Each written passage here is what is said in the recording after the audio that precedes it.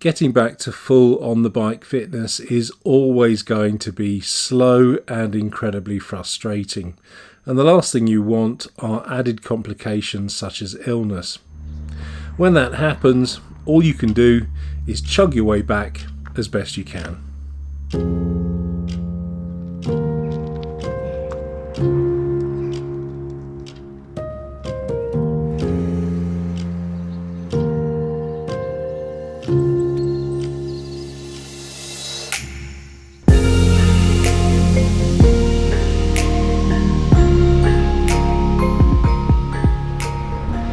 Just after Christmas and in the new year, the same thing happens to me year after year after year, and that is that my fitness goes back to square one, and I spend the next 2 or 3 months trying to get it back.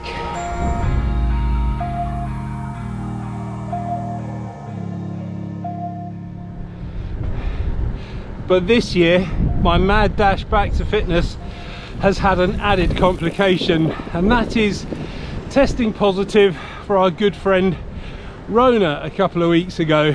Now the reality was that I was off the bike, well not really off the bike, but I was more or less out of action for about a week with kind of flu-like symptoms that were no worse than a bad cold. Thankfully I'm testing negative now and I'm more or less over it.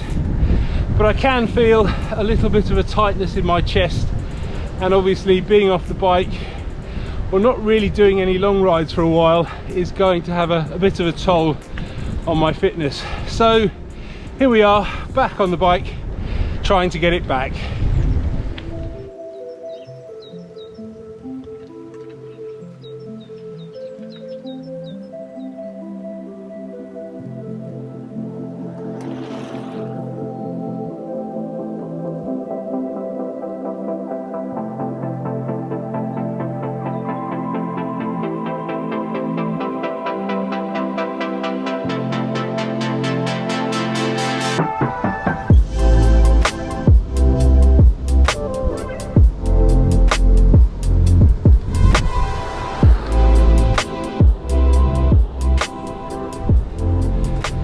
And the incentive to get fit this year is even more because I've got a couple of events coming up that I really do need to be fit for.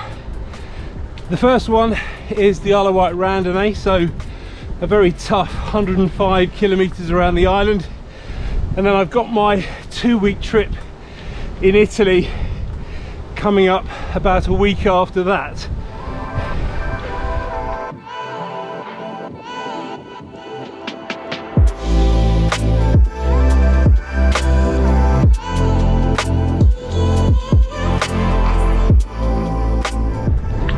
The plan today is to come out and do one of my first road rides since recovering from good old Rona, and I'll just do about 20 kilometers and not try to push myself too hard because of my chest.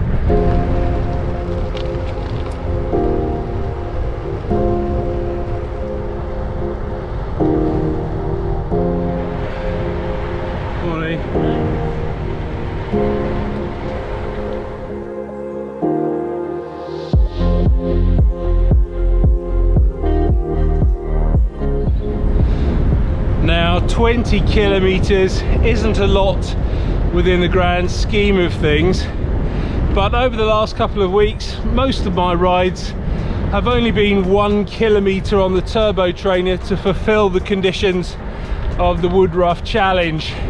So today, even though it is only 20 kilometers, it is going to test me a little bit.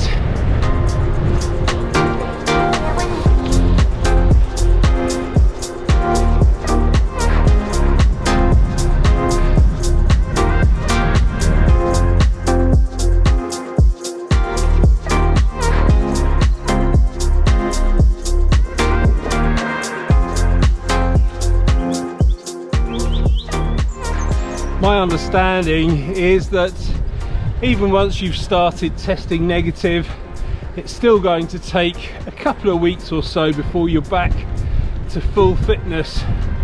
And I can certainly vouch for that. Like I say, I've got some sort of tightness in my chest, and I'm going to let the rides that I'm going to do in the next couple of weeks be dictated by that.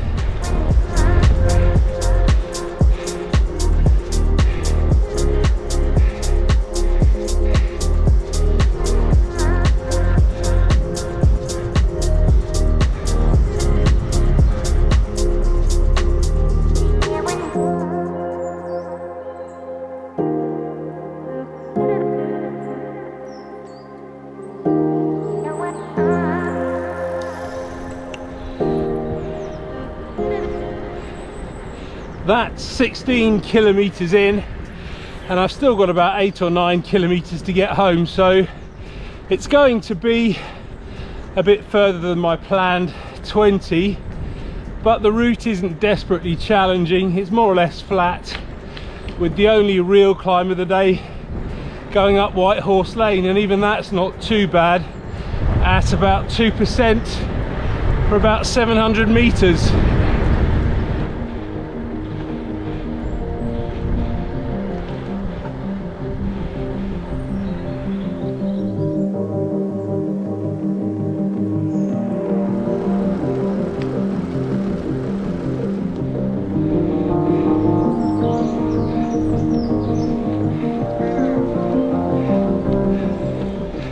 So far I'm not feeling too bad out on the bike, but I'm not really pushing it that hard. I have to say though, it's great to be actually out on the road and not indoors on the turbo trainer.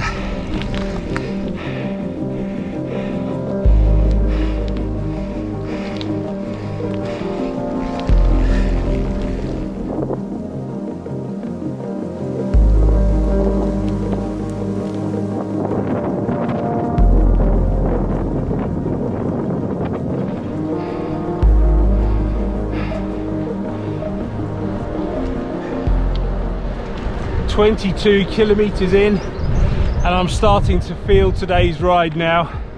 Not so much in my legs, but just in my chest and my general energy levels. Hopefully, as I recover a bit more from Rona and just build up my fitness, I can also build up my endurance and my speed.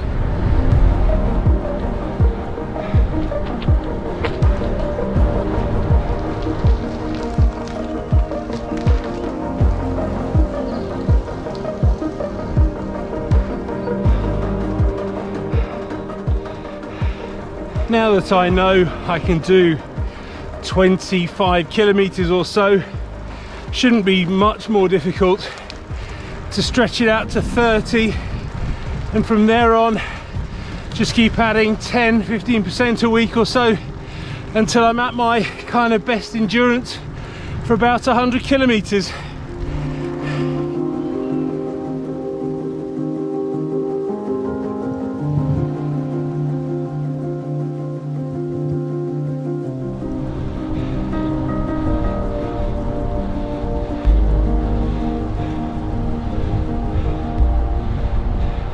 Once I'm able to ride 100 kilometers, I'll feel a lot more confident about the events that I've got coming up in 8 weeks' time. Stakes are high, so I've got to get it right.